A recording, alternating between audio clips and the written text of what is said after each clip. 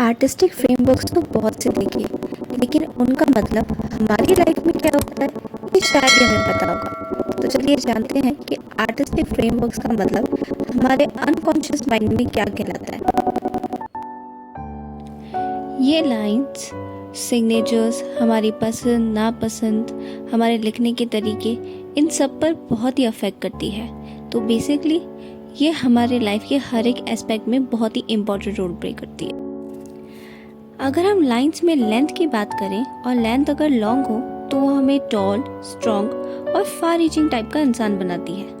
और अगर हम फार रीचिंग टाइप के इंसान हैं यानी कि हम बहुत ही ज़्यादा डिटरमाइंड भी हैं। शॉर्ट लेंथ्स अधिकतर स्मॉल, क्यूट, छोटा सा और डाउन टू अर्थ टाइप के इंसान को सिग्निफाई करती है। और अगर हम बात करें विड्थ की, तो विड्थ के अंदर जो दो बेसिक टाइप के ऑपोजिट्स होते हैं वो होता है थिन और थिक।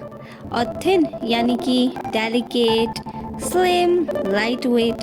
डोंट वरी, मैं वेट की बात नहीं कर रही, मैं विड्थ की बात कर रही हूँ। तो इस टाइप के इंसान को वो ज़्यादा सिग्निफाई करती है। जो डेलिकेट होता है यानी कि सेंसिटिव होता है, स्लिम होता है यानी कि यू कैन से कि वो थोड़ा सा स्ट्रेट फॉरवर्ड टाइप का होता है, लाइट वेट होता है यानी कि लाइट माइंडेड होता है। तो again career oriented and very straightforward type के इंसान होते हैं वो। अब अगर बात थिकनेस की जाए तो स्ट्रेंथ, वेट एंड पावर की बात तो डेफिनेटली आती ही है। आपने तो देखा ही होगा कि जो अधिकतर थिक चीज़ें होती है जैसे कि किसी पेड़ की शाखाएं, तो वो उतनी ही ज़्यादा स्ट्रेंथ में भी होती हैं, उतनी ही ज़्यादा वेट वो कैरी कर सकती हैं और उतना ही ज़्यादा उनमें बल यानी कि पावर भी होता है। तो बेसिकली इट डजंट मीन कि थिक है तो यानी कि किसी वेट की मैं अगेन बात नहीं कर रही हूँ। थिक यानी कि आप ये कह सकते हैं कि उनका जो दिल होता है वो बहुत ही ज़्यादा स्ट्रांग होता है।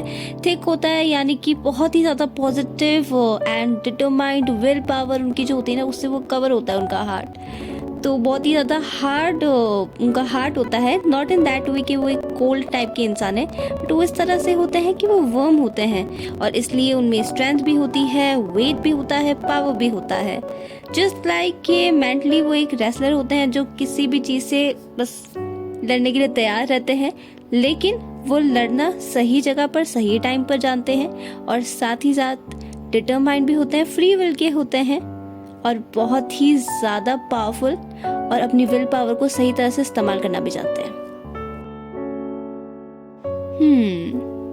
अब यहाँ पर आप कह सकते हैं कि मैं वेट की बात कर रही हूँ, क्योंकि अगर मैं आर्ट वर्क के फ्रेमवर्क की बात करूँ तो उसमें वेट का भी एक काफ़ी इम्पोर्टेंट रोल होता है, महत्वपूर्ण रोल होता है।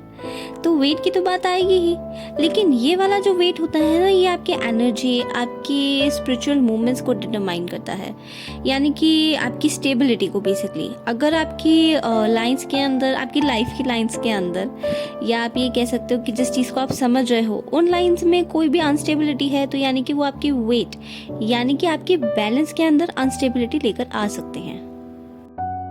टेक्सचर का भी वही हाल होता है, जैसे कि स्किन रफ होती है तो ड्राई होती है और स्मूथ होती है तो सॉफ्ट होती है, ठीक उसी तरह से टेक्सचर भी होता है।